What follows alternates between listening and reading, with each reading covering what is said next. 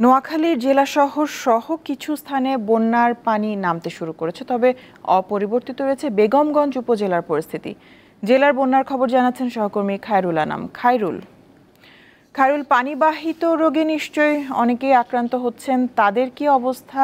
তার পাশাপাশি জানবো আশ্রয় কেন্দ্রগুলোর কোনো খবর আছে কিনা, আমাদের জানাবেন। আসলে আপনি যেমনটি বলছিলেন যে আসলে নোয়াখালীর যে 9টি উপজেলা 8টি উপজেলার প্রায় 21 লক্ষাধিক মানুষ পানিবন্দী থাকলেও কিন্তু গেল 24 ঘন্টায় কিন্তু পানি ভারী বর্ষণ না হওয়ার কারণে কিন্তু তেমন নতুন করে পানি বাড়েনি।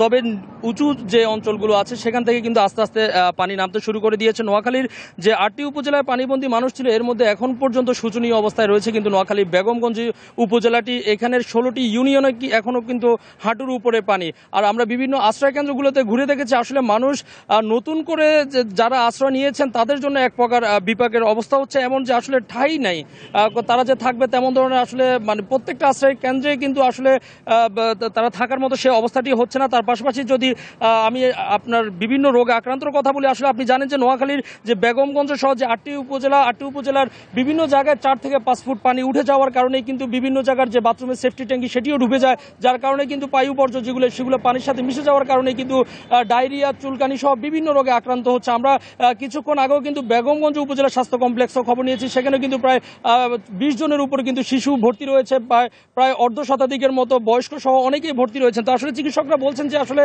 পানি নামার সাথে সাথে কিন্তু পানিবাহিত যে রোগ সেগুলোর আশঙ্কাও বাড়বে। তবে বেশি দুশ্চিন্তার ভাঁজ পড়েছে কিন্তু নিম্ন আয়ের মানুষের। আমরা বিভিন্ন আশ্রয় কেন্দ্রে গিয়ে কিন্তু কথা বলার চেষ্টা করেছি, তারা বলছেন যে আসলে পানির নিচে তাদের ঘর থাকলেও কিন্তু যখন পানি নামতে শুরু করে দিয়েছে অনেক জায়গায় কিন্তু ঘর ধসের খবর শুনতে পাচ্ছি, বিভিন্ন জায়গায় ঘর ধসে পড়ে যাচ্ছে। তো তারা নিম্ন আয়ের মানুষ যারা আছেন তারা আসলে বলছেন যে আসলে এই সামালটি তারা কিভাবে কেটে উঠবে আসলে তারা ভেবে উঠতে পারছে না। তার পাশাপাশি ত্রাণ কার্যক্রমও কিন্তু আস্তে আস্তে স্বাভাবিক হতে শুরু করেছে। নোয়াখালীর যে অঞ্চলগুলোতে ত্রাণ পৌঁছাতে সমস্যা হতো পানির কারণে, সেখানে কিন্তু পানি অনেকটাই নিচে নামার কারণে কিন্তু ত্রাণ কার্যক্রমও চলছে। তো আসলে বলা যায় যে নোয়াখালীর 8 উপজেলার মধ্যে কিন্তু আসলে 2টি উপজেলাতে মোটামুটি পানি নামতে শুরু করলেও কিন্তু বেগমগঞ্জ উপজেলার পরিস্থিতি কিন্তু অপরিবর্তিত। সেখানে 16টি ইউনিয়নে কিন্তু এখনো পর্যন্ত মানুষ পানিবন্দী রয়েছে। তার পাশাপাশি পানিবাহিত যে রোগ সেই রোগে আক্রান্ত হচ্ছে কিন্তু শিশু থেকে শুরু করে কিন্তু 60 বছরের বয়স্ক লোকেরা। তার পাশাপাশি ত্রাণ কার্যক্রম মোটামুটি স্বাভাবিক হচ্ছে। তবে যে হারে পানি কমছে যারা রয়েছেন তারা বলছেন যে এভাবে 2-1 ইঞ্চি করে পানি